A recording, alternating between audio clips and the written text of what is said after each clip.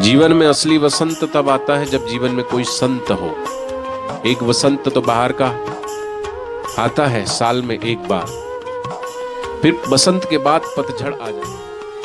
और तन में भी कभी बसंत है तो कभी पतझड़ है। जीवन संसार दुनिया सब कभी वसंत कभी पतझड़, ये बाहर का बसंत और बाहर की पतझड़ है। और वो सत्संग सबसे दुर्लभ, मैंने कहा ना सबसे दुर्लभ चीज क्या है, सबसे दुर्लभ है, लेकिन सहज में मिल जाती है तो कदर नहीं होती। हवा सहज में मिली है तो कदर नहीं है, लेकिन जब अंतिम श्वास टूटने को है, अब श्वास टूट जाएगा तो वेंटिलेटर पे बंदा लेटा हुआ है, उस एक एक श्वास के लिए लाखों रुपए करोड़ों रुपए खर्च करने को तैयार है। मैं और कुछ चंद सांसें जी लूं, उसके लिए सब कुछ दांव पे लगाने के लिए तैयार है। लेकिन जो परमात्मा ने श्वास दी है, उस श्वास की कोई कीमत नहीं, उससे जीवन अनमोल है। और ये सिर्फ कमाने खाने बाल बच्चे पैदा करके मर जाने के लिए नहीं है, ये बहुत गोल्डन चांस मिला हुआ हम सब सा गोल्डन चांस जो 84 लाख जन्मों के बाद ही मिलता है। अगर चूक गए तो फिर 84 के चक्कर लगाओ, और फिर लगाते लगाते फिर मनुष्य जीवन मिलेगा भी तो फिर सदगुरु मिलेंगे कि नहीं, ब्रह्म ज्ञान का सत्संग मिलेगा कि नहीं। लेकिन अभी तो मनुष्य जीवन मिला ही हुआ है और ब्रह्मज्ञानी सदगुरु भी मिले हुए हैं।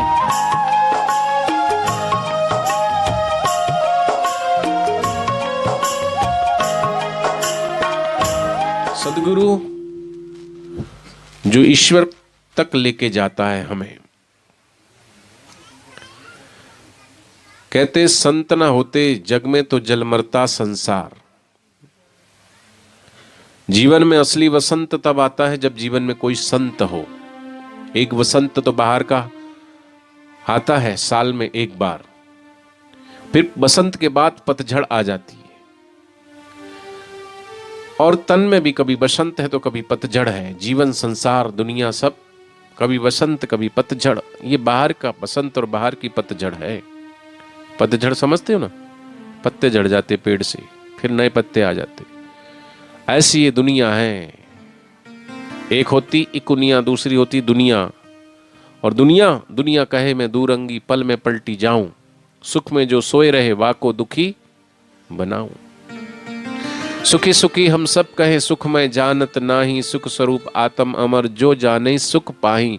लेकिन सुख है कहाँ? सदगुरु कहते हैं न स्वर्ग मृत्यु लोक में है, न स्वर्ग पाताल लोक में है, और ना ही सुख स्वर्ग में है। स्वर्ग मृत्यु पाताल में पूर्ण तीन सुख नाही। तो सुख कहाँ है?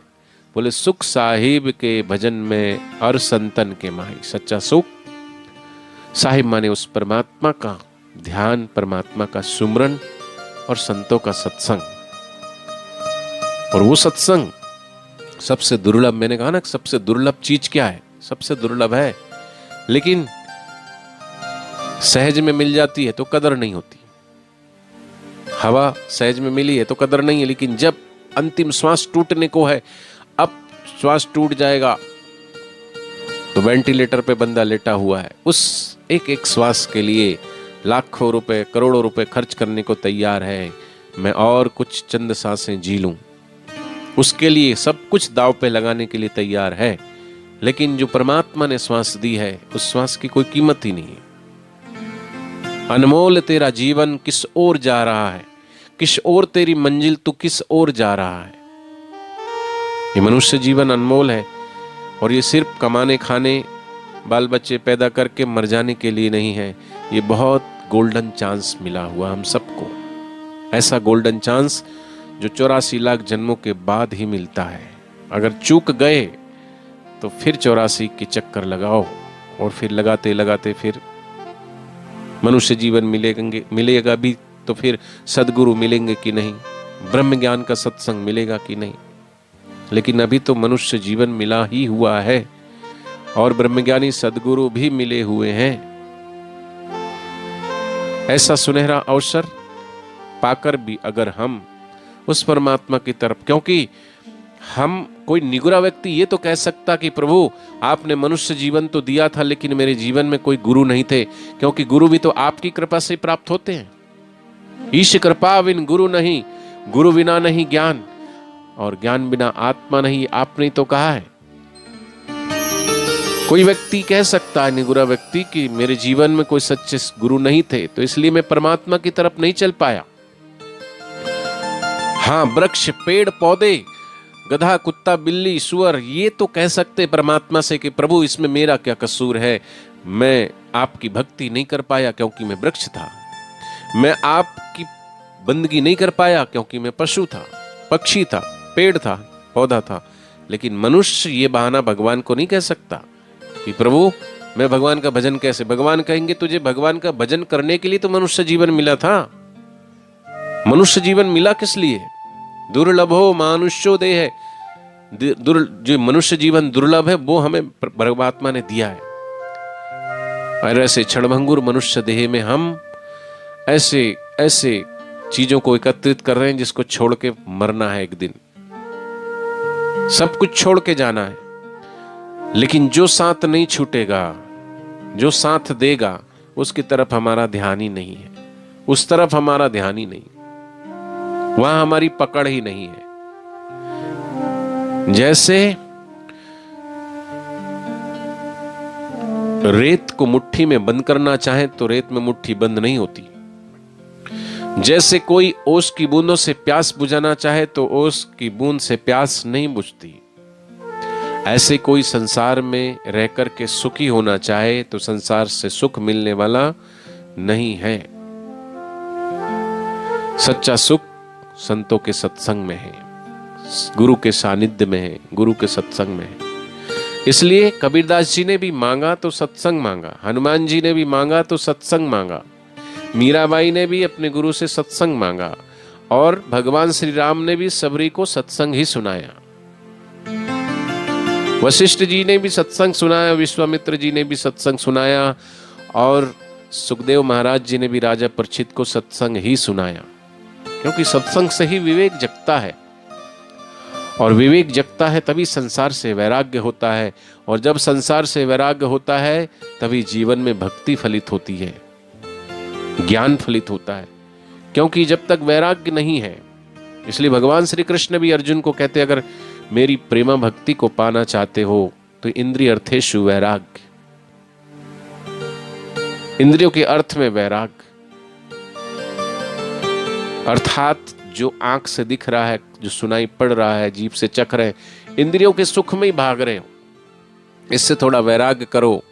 और इससे जब वैराग्य होगा तो परमात्मा से अनुराग होगा, फिर परमात्मा में आनंद आने लगेगा, भजन में, सुमरन में बरकत होने लगेगी। बाहर की बरकत देखते हो, व्यापारी सोचता बरकत आ जाए दुकान में, नौकरी करने वाला सोचता बरकत हो जाए, कुछ साहब 10 साल से, 15 साल से, 20 साल से हम लोग एक ही पोस्ट पे, थोड़ा प्रमोशन करो। बच्चा भी प्रमोशन चाहता है, अगली क्लास में चाहे अच्छे नंबर आए, वो भी मेहनत कर रहा है। जवान भी ग्रेजुएट होने के बाद नौकरी की तलाश में, नौकरी मिल गई तो प्रमोशन की तलाश में, प्रमोशन हो गया तो प्रमोशन सब चाहते, डिमोशन कोई चाहता नहीं। तो ये बाहर के प्रमोशन तो सब चाहते हैं, लेकिन वास्तव में मनुष्य जीवन पाकर के और मनुष्य जीवन में जो प्रमोशन मिलनी चाहिए उस तरफ किसी का ध्यान है? उस तरफ जरा विचार करना चाहिए। नौकरी पैसे में, व्यापार में बरकत चाहते हो, प्रमोशन चाहते हो, लेकिन भक्ति में प्रमोशन, भक्ति में बरकत होने चाहिए। जीवन में प्रमोशन कैसे होगा? क्योंकि संत आते हैं, तरुवर सरोवर संतजन चौथा वर्षे में है, परमारथ के कारणे चारों धरिया दे है। संत भी औरों के लिए जीते हैं, वृक्ष भी औरों के लिए जीते हैं, नदी बहती है वो भी औरों के लिए ही बहती है, मेघ बरसते हैं बादल, वो भी धरती की प्यास को बुझाने के लिए। ऐसी संत भी जगत में आते हैं औरों के लिए, लेकिन हम उन्हें पहचान नहीं पाते, उनका वास्तविक लाभ नहीं ले पाते। जो ले पाते वो तो धनभागी हैं, पुण्यशाली हैं, लेकिन उनकी हयाती में जो लाभ ले जाने के बाद उनके शिरडी जाकर के लोग मत्था टेकते हैं, पालकी ले लेकर के जाते हैं, चरण पादुका चढ़ाते, चांदी की सोने का छत्र चढ़ाते हैं। लेकिन जब वो थे हयात तब ना तो उनको दीपक जलाने के लिए तेल तक नहीं दिया, और आज सोने का छत्र चढ़ा रहे हो, भिक्षा तक नहीं देते, वस्त्र तक उनको फटे पहनने पड़ते थे, और आज बड़े बड़े मंदिर बना रहे हो। लेकिन उससे वो प्रसन्न होने वाले नहीं है। जब हयाती में थे और उन्होंने जो कहा वो किया नहीं, तो सिर धुनि धुनि धुनि पछतावहि, कालहि कर्महि मिथ्या दोष लगावहि। ऐसे ही जब महापुरुष हमारे समक्ष होते हैं, हम उनका आदर नहीं करते, सत्कार नहीं करते, और हमेशा आरोप लगाते हैं, प्रत्यारोप लगाते हैं उन पर। चाहे कबीरदास जी हो, चाहे ज्ञानेश्वर महाराज हो, चाहे नामदेव हो, तुकाराम हो, सब पर आरोप प्रत्यारोप लगाते हैं। और जब वो चले जाते हैं तो उनकी पादुका सिर पर रख के घूमते हैं, उनके ग्रंथ सिर पर रख करके पूजते हैं।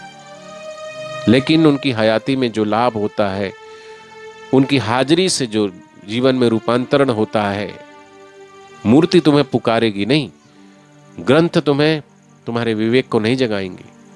अगर ग्रंथों से ज्ञान मिल जाता और मूर्ति से परमात्मा की प्राप्ति हो जाती तो सब मंदिर में जाने वालों को परमात्मा मिल जाता। अगर शास्त्र पढ़ के ज्ञान हो जाता तो किताब पढ़ करके अगर पीएचडी कर ली जाती तो फिर बच्चों को स्कूलों में जाने की आवश्यकता नहीं पड़ती, कॉलेजों में जाने की आवश्यकता नहीं पड़ती। क्योंकि गुरुबिन ज्ञान न उपजे, गुरुबिन मिटे ना भेद, गुरुबिन संशय ना मिटे, जय जय जय गुरुदेव। तीरथ का है एक फल, संत मिले फल चार, सदगुरु मिले अनंत फल, कहत कबीर विचार। अनंत माने जिसका कोई अंत नहीं। शरीर का अंत है, धन का अंत है, संसार का अंत है, लेकिन परमात्मा हरि अनंत, हरि कथा अनंता। इसलिए अगर अपने जन्म जन्मांतर की कथा, माने कथा का उल्टा थाक होता, अपनी थकान मिटानी है तो भगवान की कथा में जाएं, सत्संग में जाएं। तो कैसा प्रमोशन और कैसा डिमोशन मनुष्य जीवन मिला।